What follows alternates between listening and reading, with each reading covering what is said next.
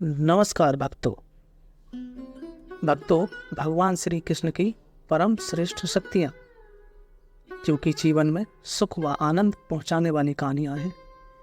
भक्तों, आज मैं आपके लिए भगवान श्री कृष्ण की शक्तियों का भाग 4 लेके आया हूँ। भक्तों, आपने तीसरा भाग सुना होगा जिसमें हमको पता चलता है कि भगवान श्री कृष्ण अर्जुन को लेकर ब्राह्मण के शिशु को ढूंढने के लिए निकल पड़ते हैं। कई लोगों को पार करके ब्रह्मांड के आवरण तक पहुंच जाते हैं जिसमें उन्होंने ब्रह्म ज्योति कहा है। ब्रह्मांड के बाहर अंधकार ही अंधकार है जिससे वह अपने सुदर्शन चक्र से प्रकाश में करते हैं। भक्तों, जिन्होंने हमारा तीसरा भाग नहीं सुना है वह पहला, दूसरा व तीसरा भाग सुने जिससे कि चौथा भाग उनकी समझ में आ जाए।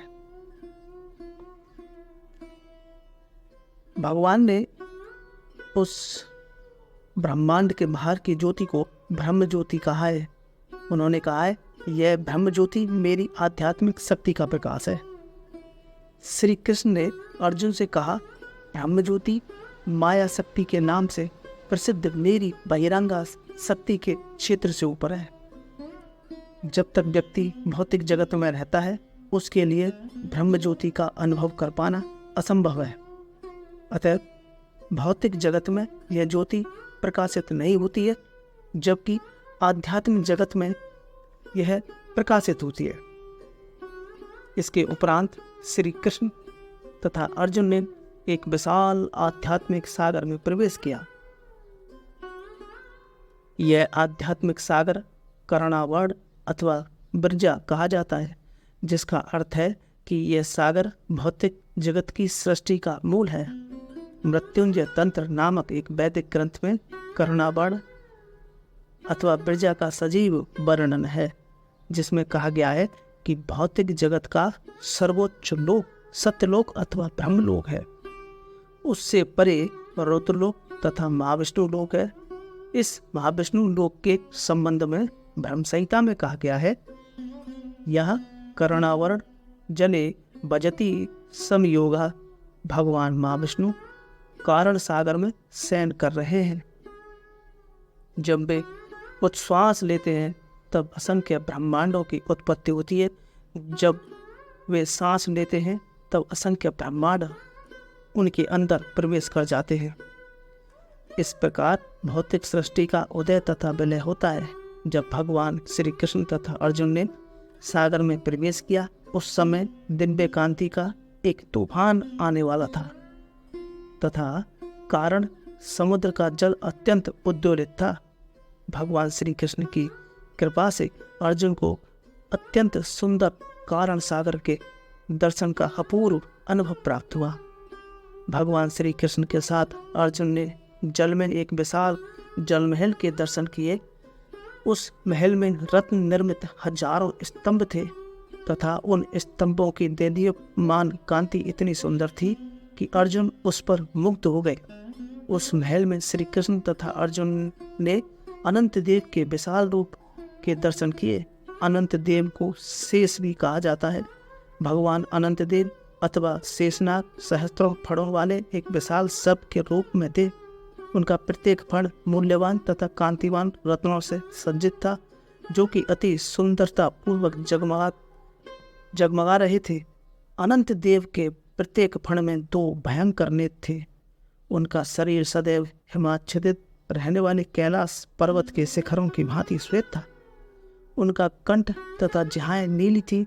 इस प्रकार अर्जुन ने शेषनाग के दर्शन किए तथा शेषनाग के अत्यंत मृदु धवल शरीर पर सुखपूर्वक लेटे हुए भगवान महाविष्णु के भी दर्शन किए। वे सर्वव्यापक तथा अत्यंत शक्तिशाली प्रतीत होते थे।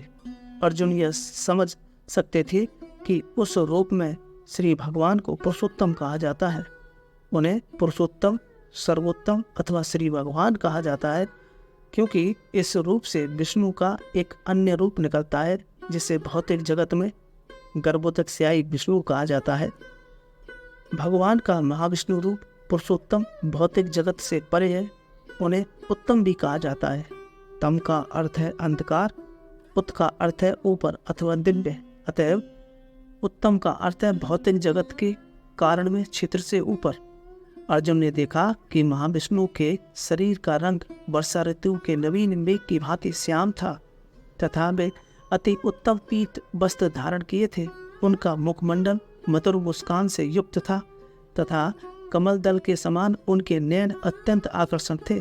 भगवान महाविष्णु का मुकुट मूल्यवान रत्नों से मंडित था तथा उनके सुंदर कुंडल उसके सिर पर के कुंचित केशों का सौंदर्य में अभिवृद्धि कर रहे थे। महाविष्णु की 8 भुजाएं थीं तथा सभी अजानु लंबी थीं।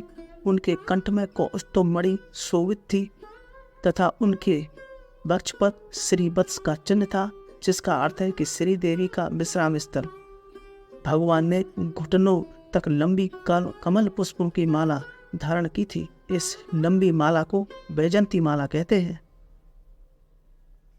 भगवान के समीप उनके पार्षद नंद और सुनंद खड़े थे तथा मूर्तिमान सुदर्शन चक्र भी उनके समीप ही खड़ा था। जैसा कि वेदों में कहा गया है, भगवान की असंख्य शक्तियां हैं तथा मूर्तिमान में वे भी वहाँ उपस्थित थी। उन शक्तियों में सर्वाधिक महत्वपूर्ण थी पुष्टि करने वाली शक्ति, श्री सौंदर्य की शक्ति, कीर्ति यश की शक्ति तथा अजा भौतिक सृष्टि की शक्ति। ये सब शक्तियाँ भौतिक जगत के व्यवस्थापकों जैसे ब्रह्मा जी, शिव जी, भगवान विष्णु तथा स्वर्गलोकों के राजाओं जैसे इंद्र, चंद्र, वरुण तथा सूर्यदेव आदि में प्रतिष्ठित है। दूसरे शब्दों में भगवान के द्वारा कुछ विशेष शक्तियों से युक्त किए गए ये समस्त देवता श्री भगवान की दिव्य प्रेम सेवा में संलग्न रहते हैं। महाविष्णु रूप श्री कृष्ण के श्री विग्रह का ही एक अंश है। ब्रह्म संहिता में भी इस तथ्य की पुष्टि की गई है कि महाविष्णु श्री कृष्ण के श्वास है। ऐसे समस्त अंशों तथा श्री भगवान के मध्य अभेद है, अर्थात कोई भेद नहीं है, किंतु श्री कृष्ण मानव के रूप में अपनी लीलाओं को प्रकाशित करने के लिए इस भौतिक जगत में प्रकट हुए थे। अतः उन्होंने तथा अर्जुन ने महाविष्णु के समक्ष नमन करके तत्काल उनको प्रणाम किया। श्रीमद् भागवत में कहा गया है कि श्री कृष्ण ने महाविष्णु को केवल इसलिए प्रणाम किया क्योंकि भगवान महाविष्णु तथा उनमें अभेद है। श्री कृष्ण के द्वारा महाविष्णु को इस प्रकार प्रणाम करना अहम ग्रहम उपासना का रूप नहीं है। अहम ग्रहम उपासना करने का परामर्श कभी कभी उन लोगों को दिया जाता है जो ज्ञान यज्ञ करने के द्वारा आध्यात्मिक लोगों तक आत्मोत्कर्ष करने का प्रयास करते हैं।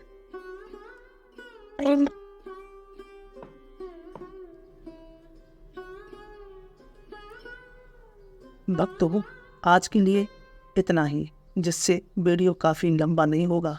भगवान श्री कृष्ण की समस्त लीलाएं सुख व आनंद पहुंचाने वाली हैं। वीडियो कैसा लगा प्लीज़ कमेंट करके बताएं। चैनल को सब्सक्राइब करें। धन्यवाद।